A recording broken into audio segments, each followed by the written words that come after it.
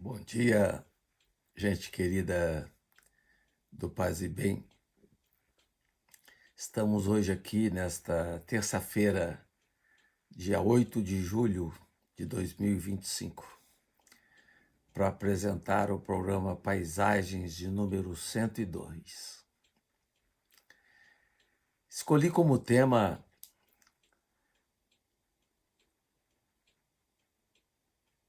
um trecho de passagem bíblica do Novo Testamento. Olhai os lírios do campo e os pássaros do céu.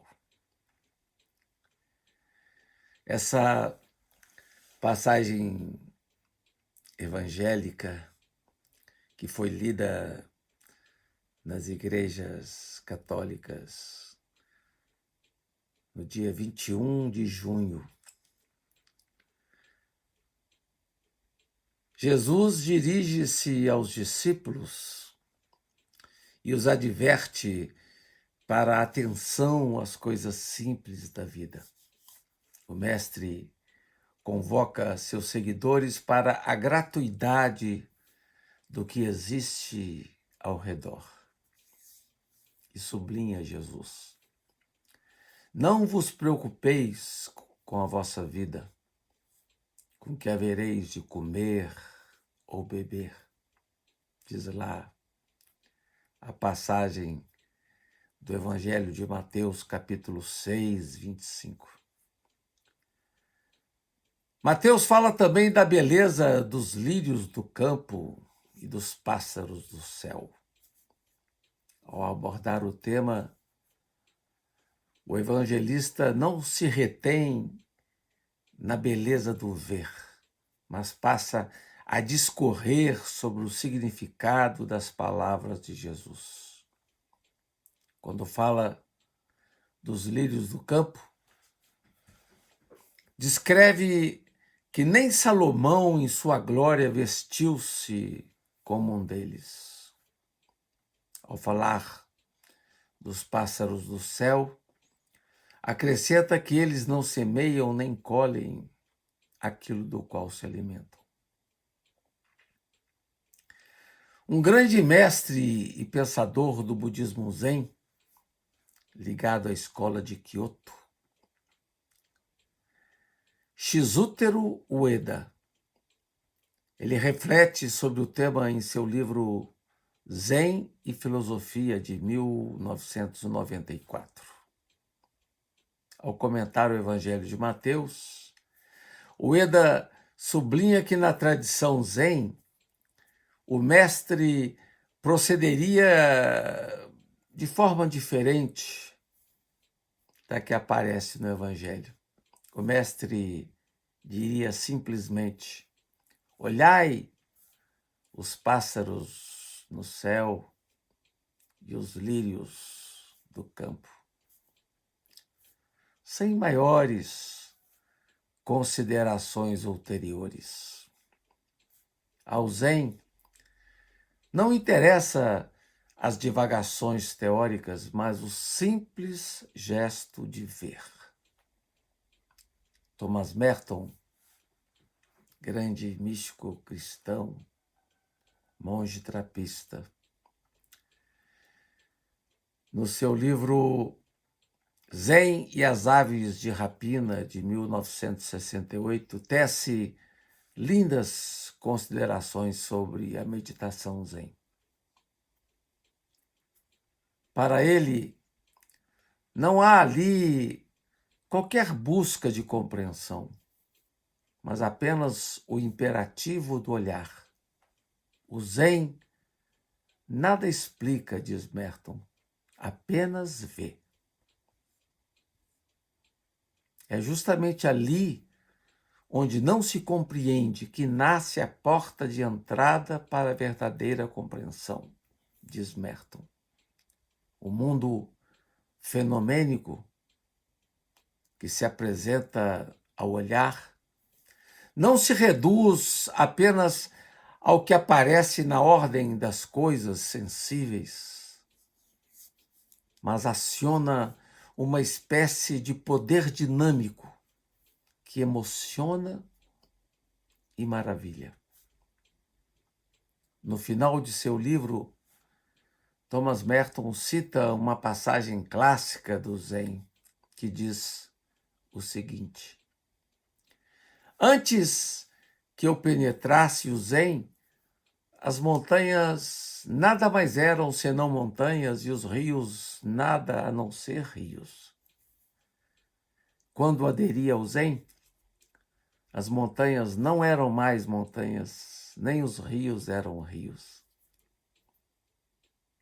Mas quando compreendi o Zen, as montanhas eram só montanhas e os rios só rios. Na literatura portuguesa, o heterônimo de Fernando Pessoa, Alberto Caeiro, captou de forma singular essa mesma perspectiva zen.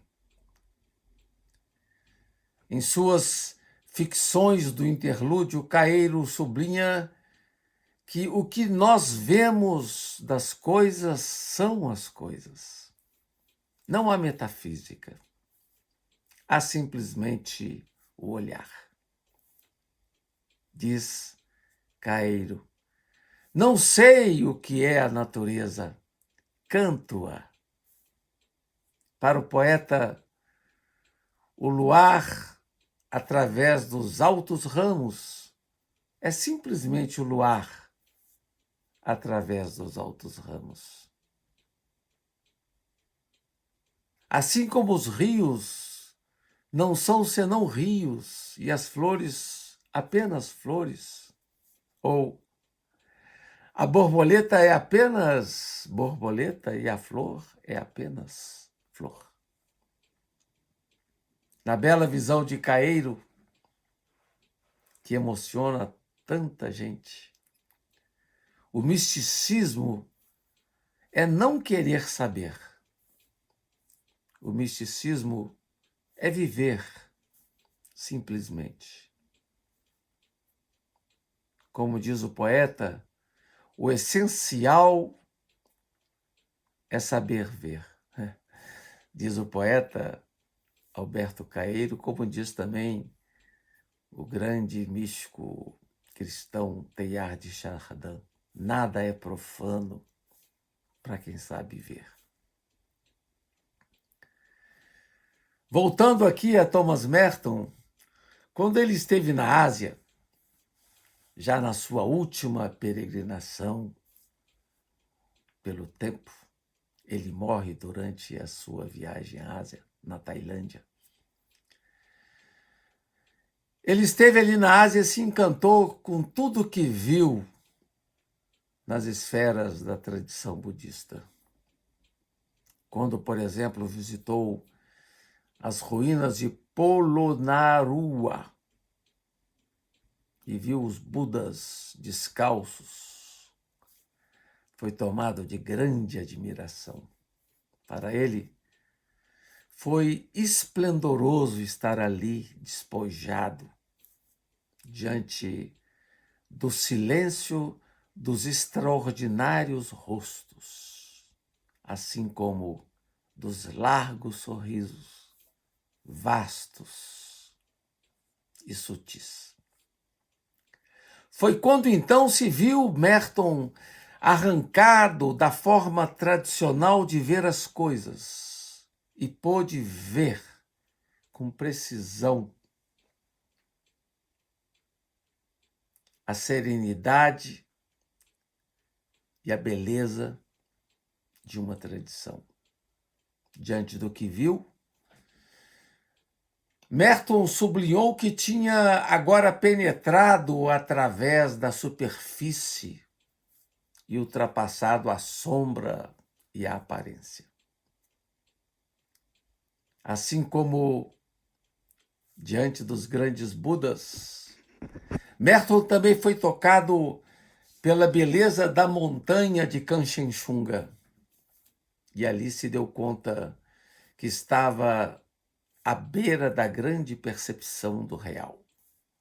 Conseguiu ver algo diverso e perceber um significado profundo escondido no que ele chamou o outro lado da montanha. Naquele ponto que escapa a qualquer percepção do fotógrafo, aquele lado que é o único que vale a pena ver.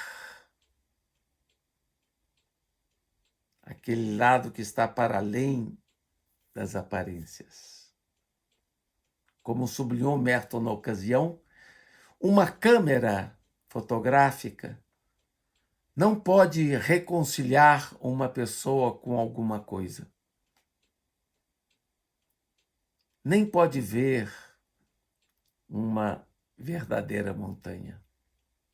Para que isso se dê, para que o ver se dê, é necessário um particular estado de espírito. A beleza mesma da montanha só se nos descortina quando somos capazes de penetrar no grande paradoxo e entendemos que a montanha é e não é. Segundo Merton, a total beleza da montanha só emerge quando a fumaça das ideias se desvanece e a montanha é vista. O que vale mesmo é a experiência imediata, a experiência de ser tomado pelas coisas. Os grandes mestres da tradição Zen preferem o indicativo ao imperativo. Assim como na clássica passagem do místico Ângelo Silésios, que diz: as rosas florescem porque florescem, e que foi trabalhado o dístico pelo grande filósofo Martin Heidegger. A tradição Zen diria diferente, não diria as rosas florescem porque florescem, mas diria simplesmente as rosas florescem como florescem. Sem esta interferência do porquê, que já é mais metafísico, né? O passo fundamental na visão Zen é estar diante da experiência pura. Experiência pura. Um tema que foi trabalhado na escola de Kyoto, né, de forma muito bonita. No Zen budismo, o que impera é o sem porquê. O como é diferente do porquê. O porquê já insere um desdobramento do pensamento, um corte do pensamento. O como é mais indicativo, é mais belo, né? A gente pôde ver isso de forma muito bonita no filme do Wim Wenders, Dias Perfeitos. A experiência daquele grande intérprete no papel de alguém que limpa os banheiros do Japão, o encantamento dele com a natureza, né? A beleza e a gratuidade daquele encantamento. O grande desafio é o de captar a magnitude do instante e a magnitude da visão imediata, como tão bem mostrou o mestre Dogen, da tradição Soto Zen, do mestre que nasceu no ano de 1200 e morreu em 1253. Trata-se daquele impacto fundamental impresso na beleza das coisas e que antecede a qualquer distinção entre sujeito e objeto. É quando somos tomados pelo ser das coisas e nos esquecemos de tudo. Como lá na passagem clássica do Cântico Espiritual de João da Cruz, quando a amada desce na adega do vinho e bebe do divino, quando ela retorna, ela esquece de tudo.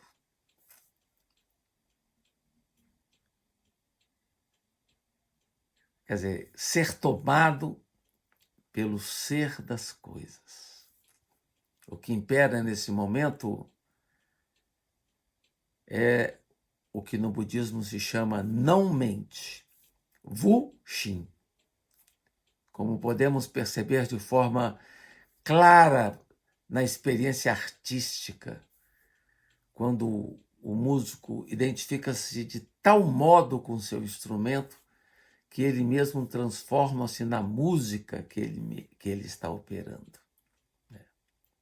Então essa é a reflexão que eu escolhi hoje aqui nesta terça-feira, né? A partir de uma singela passagem evangélica, né? Para a gente poder captar o grande, profundo, vivo significado da dinâmica do ver as coisas, sem metafísica. Agradeço a todas e todos que estão me assistindo ou que vão me assistir. Agradeço ao Felipe Albani, que está na parte técnica.